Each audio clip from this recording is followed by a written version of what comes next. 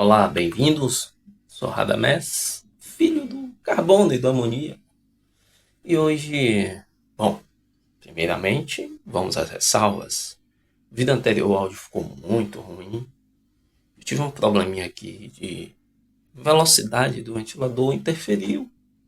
Mas, olha só, isso não vai ocorrer de novo não, tá? Então, vamos em frente. Hoje, teremos análise de uma obra tão anônima quanto eu, mas que nem por isso deixa de ser muito boa. Eu sou suspeito para falar disso. Vocês entenderão mais tarde o porquê. Mas então, hoje, vamos seguir minha raiz nordestina e falar dessa literatura simples, cativante, misteriosa, até certo ponto, claro. Falemos então do Caçador de Místicos. Um livro de suspense, ficção, ancorada nas raízes espirituais, escrito pelo escritor, ator e mais qualidades cênicas, professor Pedro Barroso. Você não conhece e nunca ouviu falar? Pois é, eu desta vez precisei fazer uma busca, uma colinha aqui, ó, tá aqui, para falar sobre esse cabra da peste sergipano. Pedro Barroso, ele nasceu no interior de Sergipe, na década de 50. Família humilde, infância de pés descalços, né? Entre a umidade dos mangues e a secura dos cocos. Mas o moço aqui era bastante inteligente. No seu segundo grau ele até já se destacou, vencendo um concurso de oratória. Sempre demonstrou ser uma pessoa de fácil comunicação. Tudo isso, aliado à dedicação literária, o encaminhou a se mudar para a capital baiana, se graduando em... não vou olhar a cola. Se graduando em artes cênicas em 1979, tá? Na verdade, direção teatral, na UFBA, Universidade Federal do Estado da Bahia. Sua competência, tá, o levou a ser assistente de direção em época do já renomado Floyd Gaffney, na peça Dia de Ausência. A partir de então, ele passou a residir no interior da Bahia, em uma cidade chamada Santo Antônio de Jesus. E lá ele escreveu algumas obras, dentre elas a que iremos esmiuçar hoje, Caçador de Místicos. Esse livro foi feito em 1994, tá? E a partir disto, ele resolveu aprimorar sua fácil capacidade de oratória e idealizou a Academia de Letras do Recôncavo. Nos dias de hoje, né? Ele é um palestrante, instrutor de normativos, tem uma pós-graduação na área pública que o deixou capacitado até seus serviços sempre solicitados pelo Sebrae. Então, ele, sendo por definição, cadê? Colinha, diretor-presidente do Centro de Oratória do Brasil. Não teve jeito, cara. Tive que recorrer à colinha. Tá bom, faz parte. Pois é, este nordestino, ele não é tão conhecido, mas tem uma boa bagagem no que tange a replicar conhecimento. Bom, vamos à obra. Caçador de Místicos, ele começa com uma espécie de frenesi culposo por parte de uma mulher, em passos rápidos, inspiração ofegante, a uma igreja. Ela adentra aquela catedral, acende uma vela.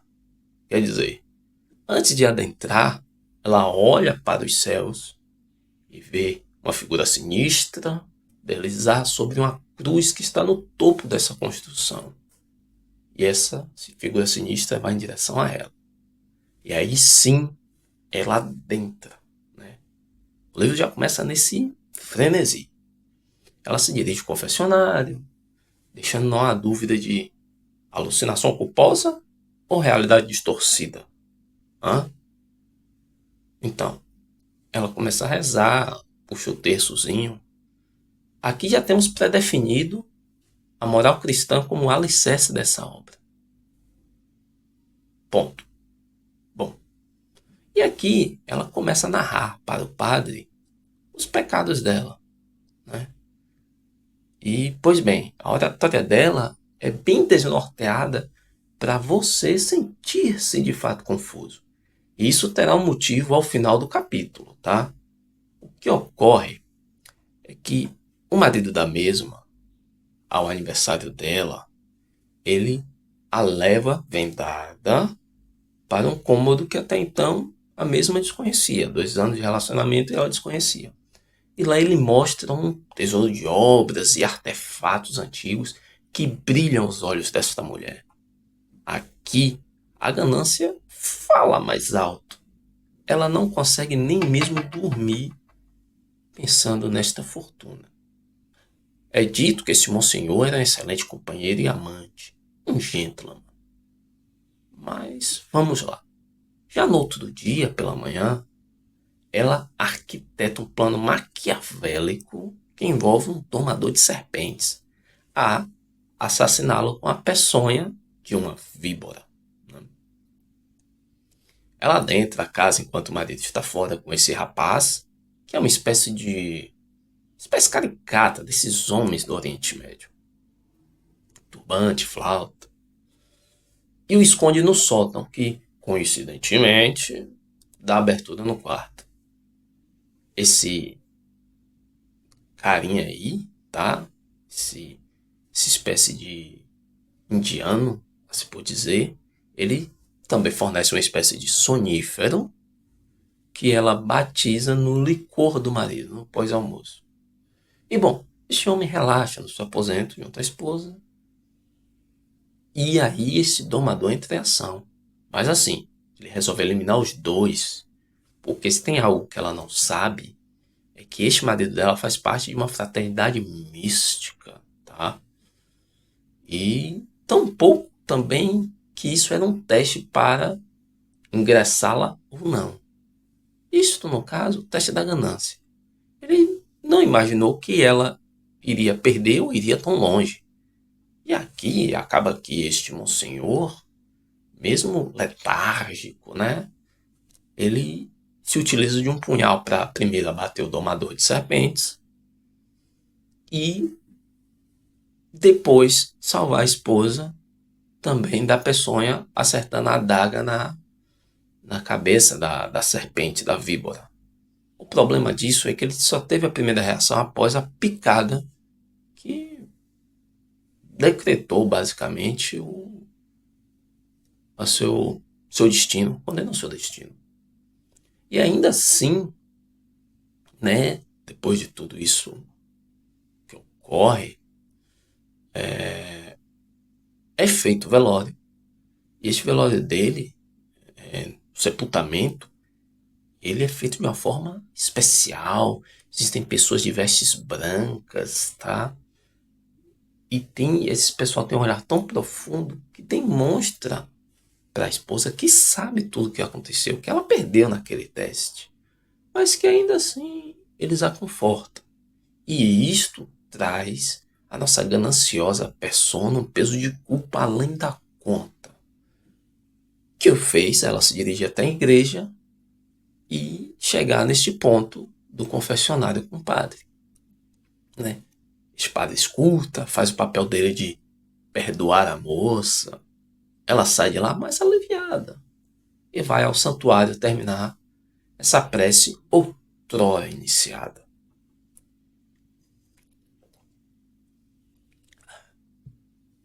Aqui, novamente, você não sabe o teor de realidade, porque a narrativa usada pelo Barroso tem a visão dela. E aqui ela entra em uma espécie de transe que, conforme sonha com um convite ao amor verdadeiro, desapegado das vontades carnais, e ela recusa isso, ela é atingida por uma flecha em chamas, ao mesmo tempo que na vida real ela tomba e padece empalada pelas velas que estavam aos degraus da escada. E assim é encerrado o primeiro capítulo, tá? E uma outra coisa que notamos aqui é como o Barroso usa uma linguagem simbólica. É uma espécie de convite a você, leitor, refletir sobre questões profundas, né? Mas então, agora sim, iniciamos o segundo capítulo e aqui sim, nosso protagonista é apresentado. Eu vou chamá-lo de herói, tá? É um nome mais curto, é mais fácil de estar repetindo. Mas antes de aprofundar nisso, né, vou dar um esboço rápido quanto à escolha deste livro. Essa aqui foi minha primeira leitura de fato, certo? De um livro por completo. Um livro antes mesmo dos anos 2000. Eu deveria ter meus 10, 11 anos de idade. E minha tia me agraciou com esse exemplar. Pediu que eu lesse, fizesse uma reflexão escrita. Basicamente uma redação, né? E graças a ela e este livro, eu acabei pegando gosto pela leitura analítica, tá? Então eu tenho uma espécie de eterna gratidão. Mas bom, vamos lá, né? O herói, ele é apresentado como um jovem acólito.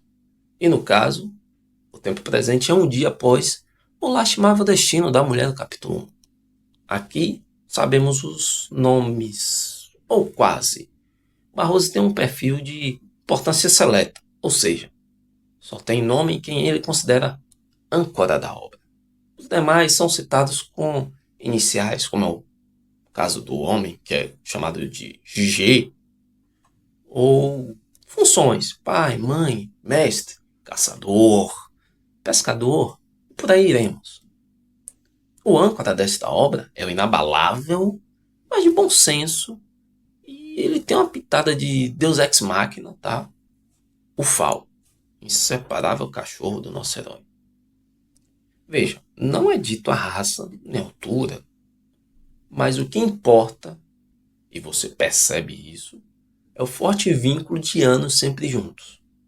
Bom, ele, na função de acólito, está incumbido de soar o sino da igreja, tá?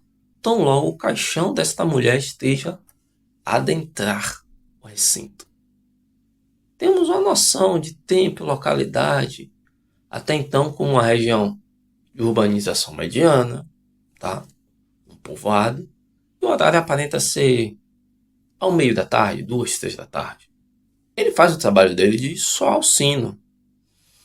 E, ao contemplar o iniciar do pôr do sol, avista ao fim do horizonte o surgimento de um tropel.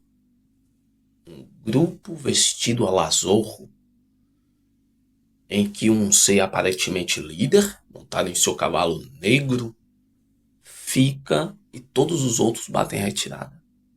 Aqui já começa um ar de sobrenatural, porque é dito que vem uma brisa fria e os pelos do Fal começam a eriçar.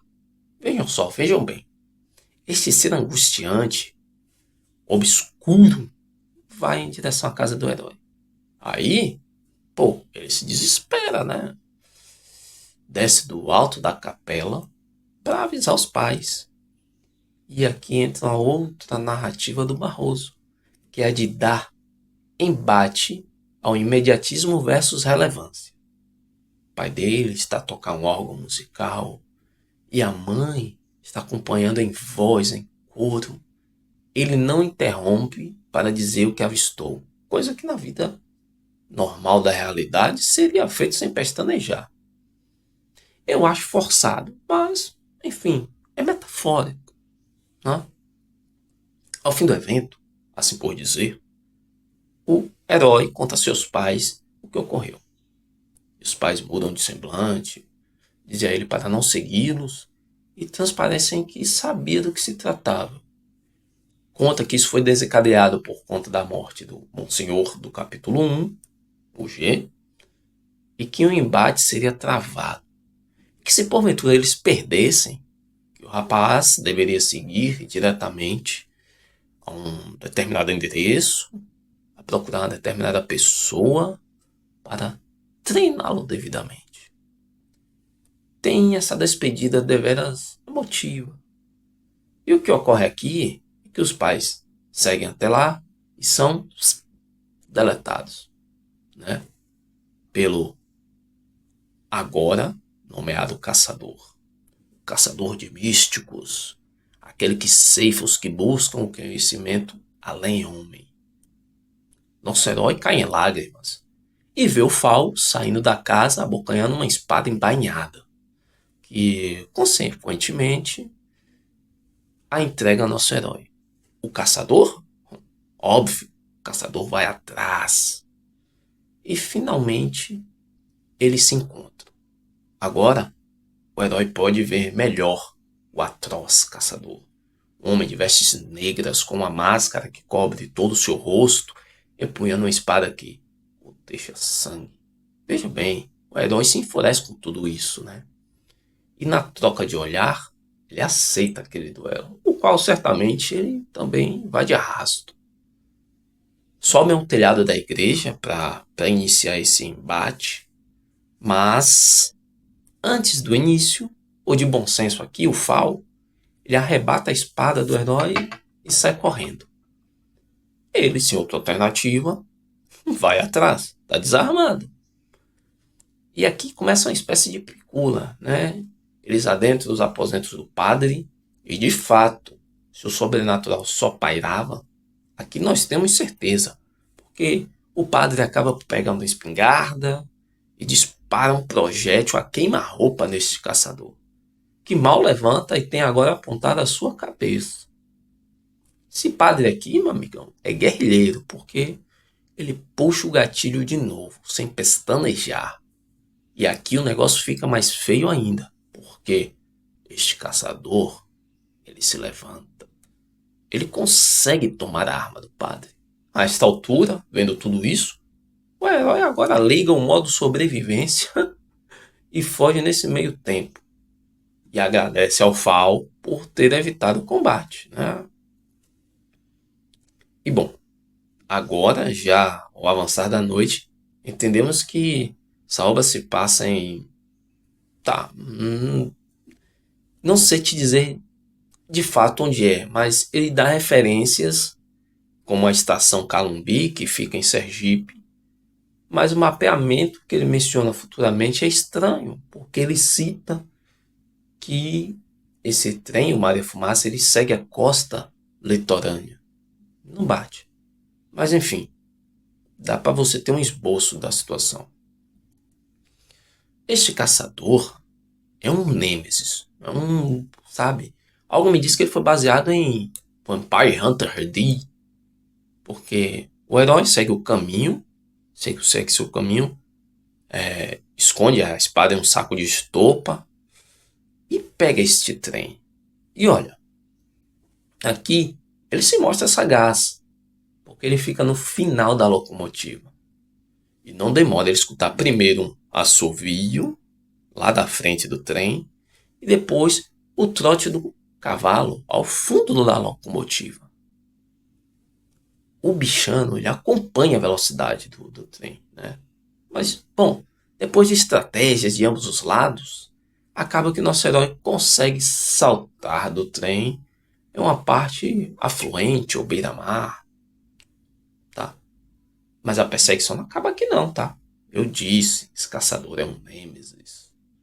E bom, no escuro das águas, na verdade, um manguezal, né? Nota-se um grupo de pescadores em um barco. E o barulho do caçador. Não fica claro se é fundo, se é raso, mas o caçador se encontra com esses pescadores, dá um apavoro neles e vai procurar nosso herói em outro canto. E por ser um local já conferido, o herói se aproveita do escuro e se esgueira até entrar neste barco. E quando eles notam, isso já era. Por adrenalina, o barco vira e gritaria para tudo quanto é lado. A pescaria vai toda embora porque o barco virou, né? Mas com a paz, ao menos por hora, por enquanto, do herói em relação ao perseguidor. Visto que a noite já está a terminar, e tudo indica aqui que ele é um arauto das trevas, só caça nas trevas. Esta narrativa utilizada pelo Barroso te mantém um eterno suspense, tá? Sempre a tentar antecipar o próximo passo. Ou página, no caso. É bem bacana isso aqui. Eu diria também que possui algumas falhas de continuidade, como até veremos mais à frente, de fato. Mas, para um repertório curto inicial de literatura, isso passa bem despercebido, já que você, leitor, rapidamente mergulha e se sente talvez na pele do rapaz. Aqui já começa a parte mais lenta da história, tá? Que é o herói atuando nesse vilarejo ao dia seguinte. Primeiro, ele esconde a espada para não chamar atenção. Depois, por pena, ele dá o dinheiro dele para uma das esposas dos pescadores. Este cara torra a grana toda em um bordel. Bom, o que dá para aproveitar daqui é entender que o nosso herói é sagaz no instinto, mas bem inocente mediante aos pecados do mundo. Neste vilarejo, ele percebe o caçador surgir ao fim do horizonte, né? Ao cair da noite novamente. E uma mulher de meia idade o ajuda, refugiando dentro da casa dela. O caçador, ele acaba por bater nessa porta. E essa mulher, convenientemente, tem um porão com uma rede de túneis. E conta que o marido fez esses túneis porque ele tinha um mapa que dava de encontro a tesouros antigos ali guardados. Eles chegam à bifurcação. E aqui o Barroso quis mais usar uma metáfora do que uma narrativa, tá? Bom, esses túneis levam ao primeiro ponto de parada da jornada do herói, vejam só, aos fundos de um casarão. Vale ressaltar, tá? Por onde passa, o caçador toca um verdadeiro terror, um verdadeiro inferno. Espanca pessoas, pisoteia, solta uma risada maléfica, mas esses detalhes servem mais para vilanizar ainda mais aquela figura do que necessariamente um avanço de roteiro.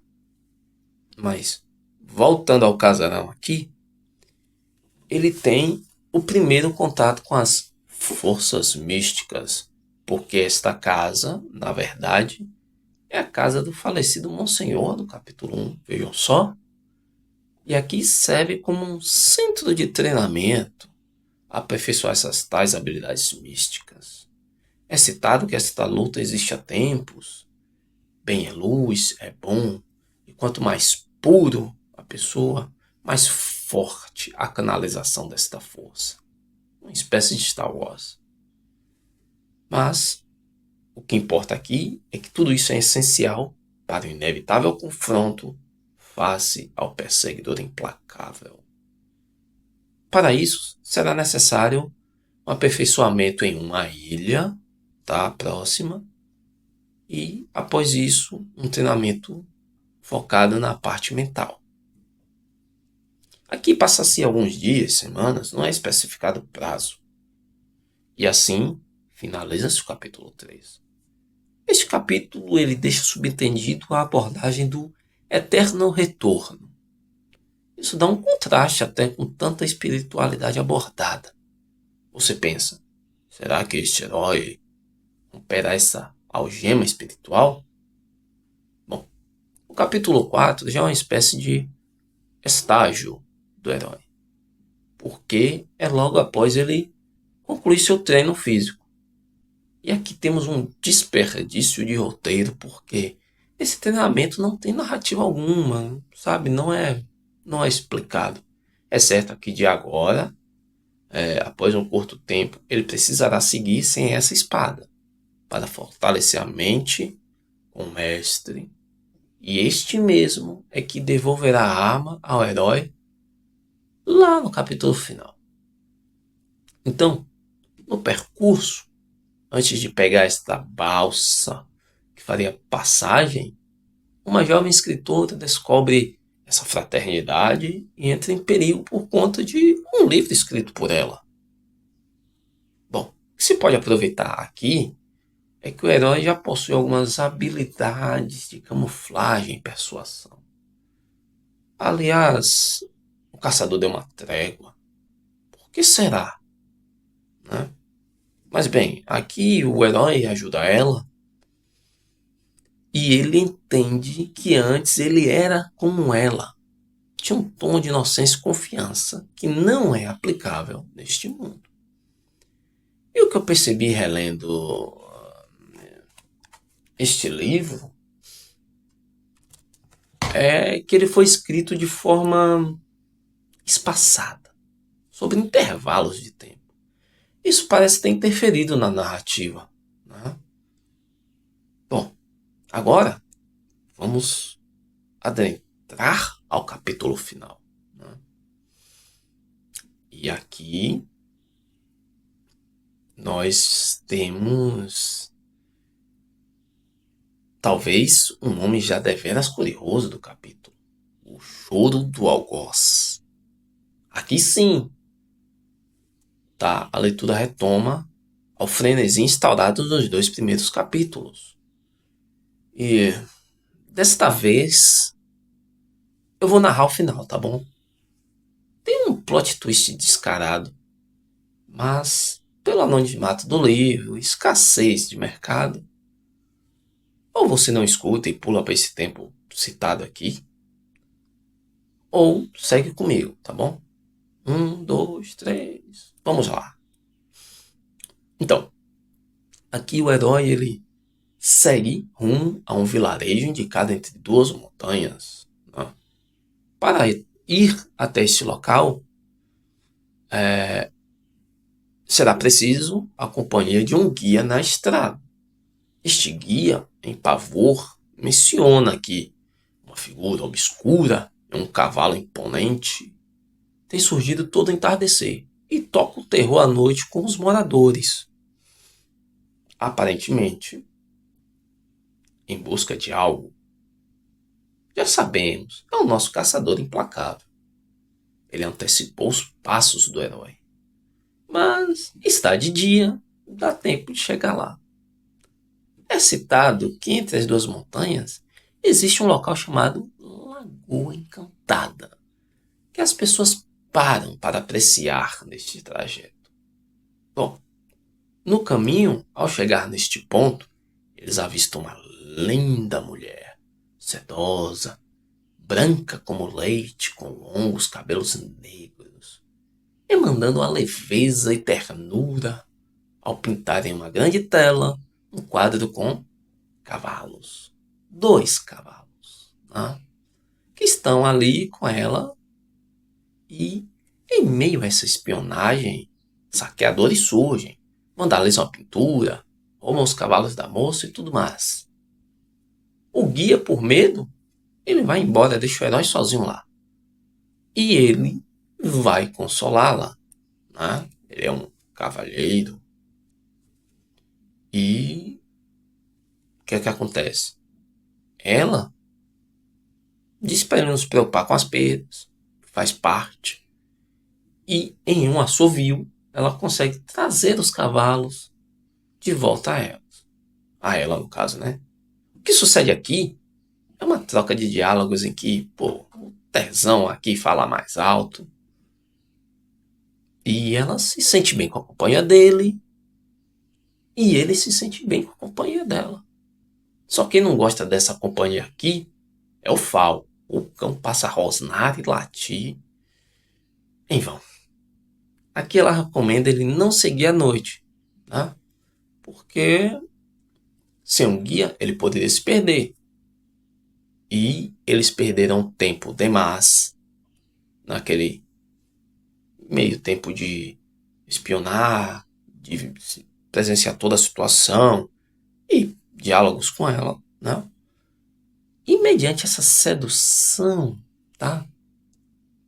Ele lembra que o grau de pureza interfere no potencial de canalização.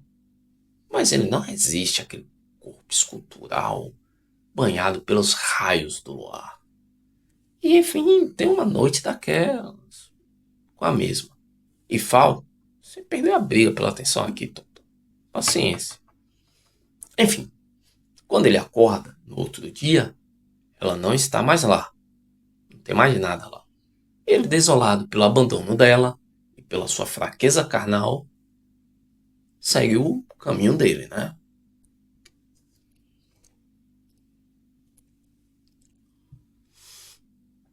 E ele chega ao vilarejo. Não demora muito também ele encontrar esse mestre. E conta tudo o que ocorreu na sua vida desde o início dessa perseguição desenfreada até exato momento. E se lamenta por um único erro, que foi o de se render aos encantos desta bela mulher da Lagoa Encantada. O mestre aqui, seguindo o ritual do mestre dos magos, sorri e diz: às vezes é preciso errar. Então, alguns ensinamentos de oratória, né, de concentração, são feitos. E após isso, ao cair da noite, é gerado o alerta de que o caçador está em segundo comando, tá bom? Tem alguém acima dele, esperando o resultado dessa batalha. E que o alvo, na verdade, nunca foi ele, nem os pais, mas sim aquela espada. Aqui, se você capitular, nota que o herói só teve sossego quando não estava em posse da arma, né?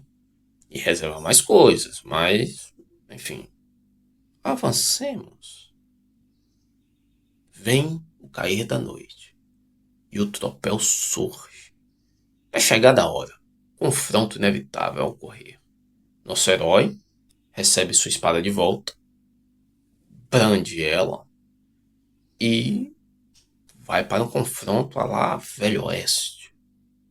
Neste momento, é a parte do livro que consegue atingir meu emocional.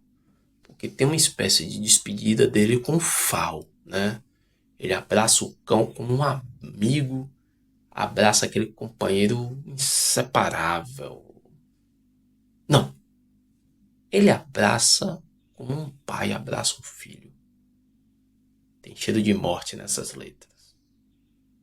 E o herói parte confiante em sua vitória. Ele olha para o caçador e não enxerga mais tão grande, tão implacável. Né?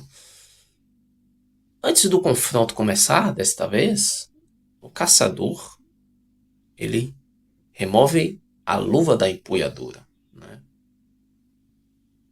E no refletir da lua cheia, todo claro, mostra que sua mão contrasta com aquelas vestes pesadas, negras e rudimentares. E, bom, é iniciado o conflito. Aqui começam os contratempos do herói. Primeiro, né, que ver aquele tom de pele fez ele lembrar da mulher da Lagoa Encantada. Segundo, que o caçador é bem mais habilidoso que ele. Não é a força, é a forma, é o manejo. Mas mesmo com brechas, curiosamente, o caçador não finaliza o herói. Tem chances, mas não finaliza. É estranho. Então, confuso, ele nota uma abertura para desarmá-lo. E assim o faz.